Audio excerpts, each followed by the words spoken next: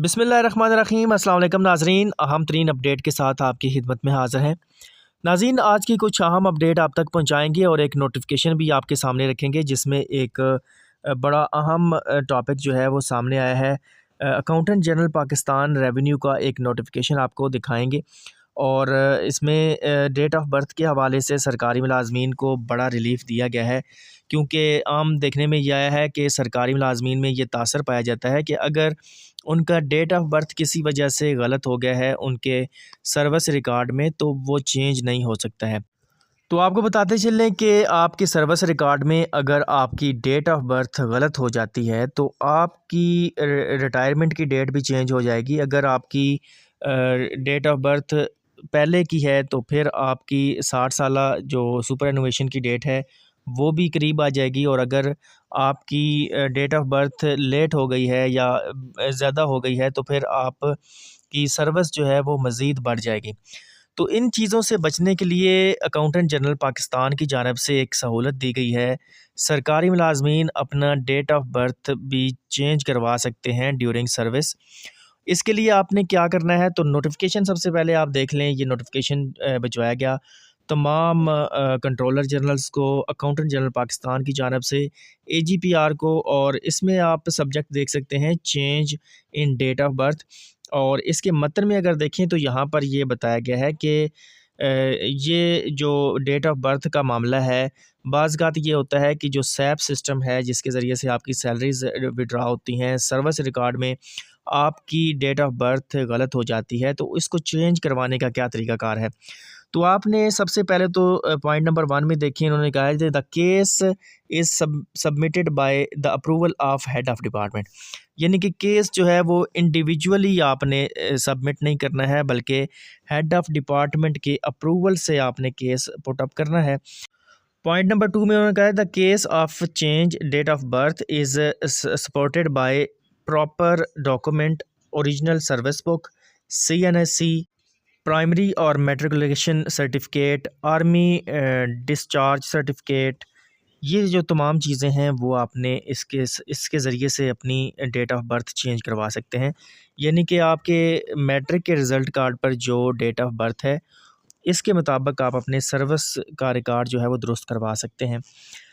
Point number 3 में उन्होंने कहा जी all entries of page number 1 of service book are duly filled in and attested by relevant authorities properly.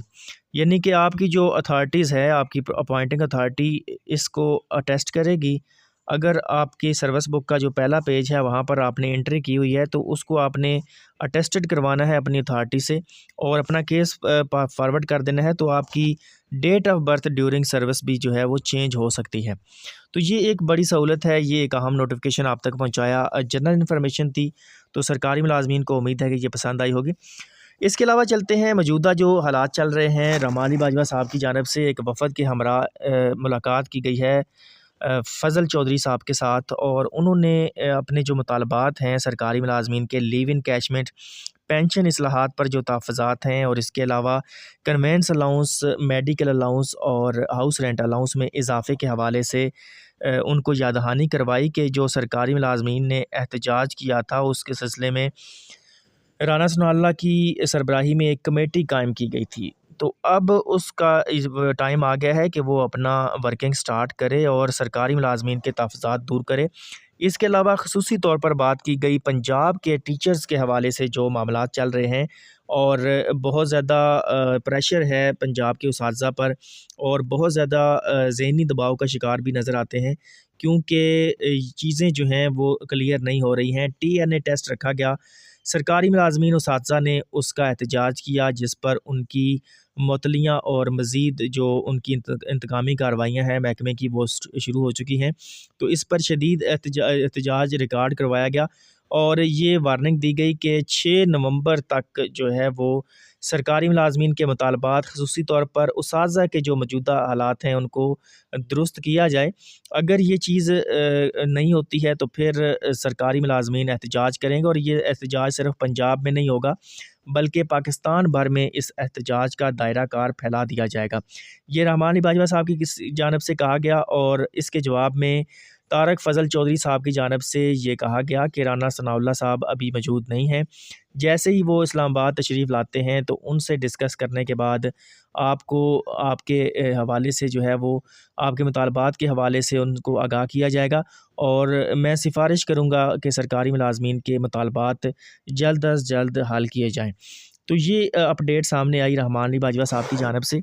इसके अलावा supreme court of Pakistan की जानिब से एक बड़ा फ़ैसला सामने आया है। उनकी जानिब से यह कहा गया है कि सिंध गवर्नमेंट की जानिब से एक नोटिफिकेशन जारी हुआ था, जिसमें मुलाज़मतों के हसूल के लिए उम्र की बलाई हद में 15 साल तक छूट दी गई थी। और ये कहा गया था कि चूँकि कोरोना की वजह से मुख्तलिफ़ अदवार में भर्तियाँ नहीं हो सकीं और इसके अलावा और दूसरे मामलात की वजह से सिंध गवर्नमेंट की जानिब से ये इख्तियार दिया गया था कि जो उम्र की बलाई हद है उसको बढ़ाकर 15 साल मज़ीद इजाफ़ा उसमें किया गया था।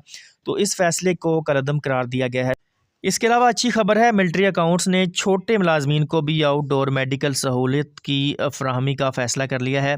मुकम्मल खबर के मुताबिक मिलिट्री अकाउंट्स छोटे मुलाजमीन को आउटडोर मेडिकल सहूलत की फ़राहमी का फ़ैसला ग्रेड 1 ता 15 तक के मुलाजमीन और उनके अहल खाना को सेहत की सहूलतों से के लिए मुतल्लिका हकाम को ख़त लिख दिया गया है। और मिलिट्री अकाउंट्स जनरल ने पाकिस्तान मिलिट्री अकाउंट्स डिपार्टमेंट्स को बाकायदा तौर पर यह आगाह किया कि मुल्क भर में काम करने वाले ग्रेड 1 से 15 तक के मुलाजमीन और उनके अहल खाना को भी फ़ौजी अस्पतालों में आउटडोर मेडिकल सहूलत दिलवाने का फ़ैसला किया जाए।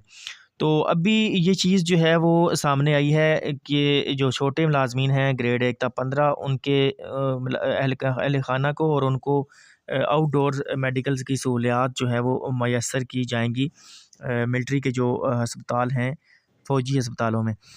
इसके अलावा एक और बड़ी अच्छी खबर है, मुलाजमीन के लिए जीपी फ़ंड की सालाना इजाफ़ा उनकी तनख्वाहों में शामिल कर दिया गया है। आपको बताते चलें कि ये जो जीपी फ़ंड का इजाफ़ा है वो जून के महीने में जो आपका जीपी फ़ंड चल रहा होता है उस पर लगाया जाता है। तो चूँकि 1 जुलाई से नया साल शुरू हो जाता है तो नए साल का जो इजाफ़ा है वो फिर अगले साल जून में लगता है।